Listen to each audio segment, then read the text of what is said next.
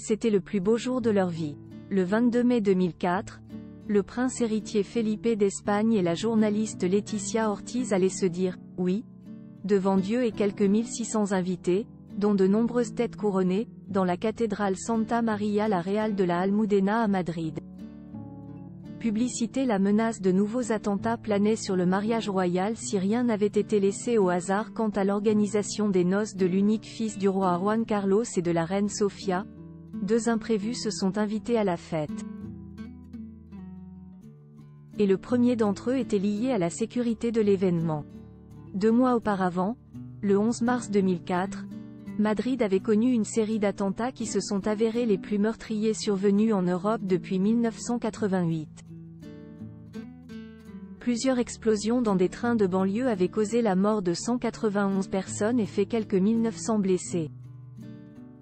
Aussi craignait-on que ce mariage royal, auquel participaient nombre de personnalités espagnoles et venues du monde entier, et était l'occasion de rassemblements populaires, ne soit le prétexte d'une nouvelle attaque. Un exceptionnel déploiement de police quadrilla la ville avec plus de 15 000 hommes, sans compter les services civils. On procéda à la fermeture de l'espace aérien au-dessus de Madrid pendant tout le temps du mariage et ce furent 2 AWACS de l'OTAN, ces avions de détection fort sophistiqués, reconnaissables à leur dôme radar rotatif amarré sur le fuselage arrière, qui, sillonnant le ciel, assurèrent le contrôle, raconte Suzanne Varga dans « Sophie d'Espagne », la biographie qu'elle a consacrée en 2015 à l'épouse du roi Juan Carlos. Des torrents de pluie empêchent Laetitia de rejoindre la cathédrale à pied. Moins inquiétant, mais néanmoins fort contrariant fut la pluie qui s'abattit sur la capitale espagnole ce jour-là. Alors que, fermant le cortège de la famille royale, le prince des Asturies Felipe franchissait le portail du palais royal au bras de sa mère la reine Sofia, le ciel, qui s'était soudainement assombri, déversa des torrents de pluie. Mais c'est la future mariée qui fut le plus impactée par cette capricieuse météo.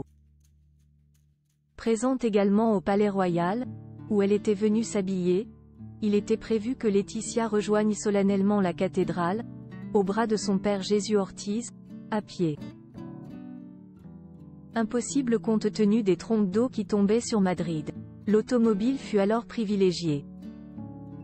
Tous deux prirent place dans une Rolls-Royce noire et arrivèrent enfin, mais avec pas mal de retard sur le timing initial.